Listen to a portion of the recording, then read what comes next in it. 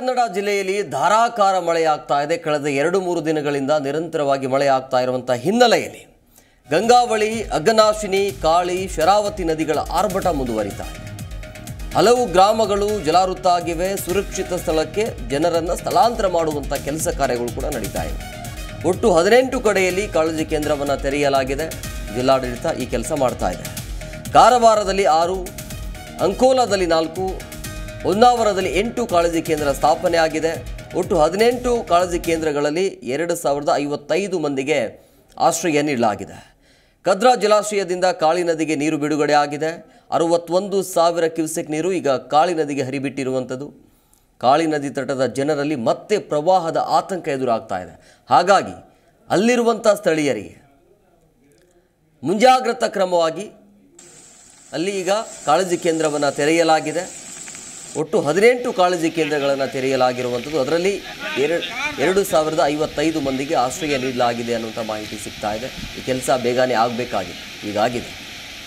ಸಾಕಷ್ಟು ಸಾವು ನೋವುಗಳ ಸಂಖ್ಯೆ ಆಗ್ತಾ ಇದೆ. ಬದುಕೋದು ಭಾಳ ಕಷ್ಟ ಆಗ್ತಾ ಇದೆ. ಈ ಒಂದು ಉತ್ತರ ಕನ್ನಡ ಜಿಲ್ಲೆಯಲ್ಲಿ ನಿರಂತರವಾಗಿ ಮಳೆ ಆಗ್ತಾ ಇದೆ. ಹಳ್ಳ ಕೊಳ್ಳಗಳು ತುಂಬಿ ಹರಿತಾ ಇರುವಂಥದ್ದು. ಅಪಾಯದ ಮಟ್ಟ ಮೀರಿ ನದಿಗಳು ಹರಿತಾ ಇದೆ. ಮನುಷ್ಯ ಬದುಕೋದು ಒಂದು ಕಡೆ ಆದರೆ ಜಾನುವಾರುಗಳ ಪರಿಸ್ಥಿತಿ ಏನು ಅನ್ನುವಂಥದ್ದು ಅದನ್ನು ನೆನೆಸ್ಕೊಂಡ್ರೆ ಭಯ ಆಗುತ್ತೆ. ಗಂಗಾವಳಿ, ಅಘನಾಶಿನಿ, ಕಾಳಿ, ಶರಾವತಿ ನದಿಗಳ ಆರ್ಭಟ ಜೋರಾಗಿದೆ. ಹಾಗಾಗಿ ಹಲವು ಗ್ರಾಮಗಳ ಜಲಾವೃತ ಆಗಿದೆ. ಅವರನ್ನು ಸುರಕ್ಷಿತ ಸ್ಥಳಕ್ಕೆ ಸ್ಥಳಾಂತರ ಮಾಡುವಂಥ ಕೆಲಸ ಆಗ್ತಾ ಇದೆ.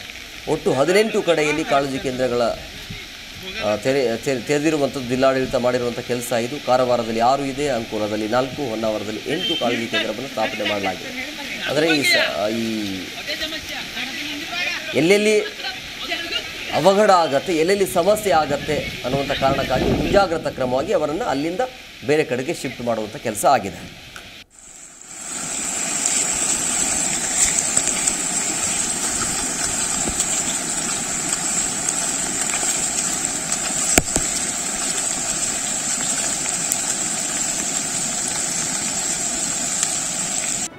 ಜಿ ಕನ್ನಡ ನ್ಯೂಸ್ ಈಗ ನಿಮ್ಮ ಮನೆಯಲ್ಲೇ ನೋಡಿ.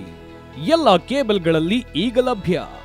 ಸನ್ Direct 292, Jio TV 1334, U digital 162, City cable 51, GTPL 17, Abhishek cables 821, Rock Line telecommunication 51, Shri Basaveshwara number 60, Vinayaka digital number 53, In digital number 896ರಲ್ಲಿ ನಿಮ್ಮಿಸ್ತದ ಜಿ ಕನ್ನಡ ನ್ಯೂಸ್ ನೋಡಿ ಆನಂದಿಸಿ.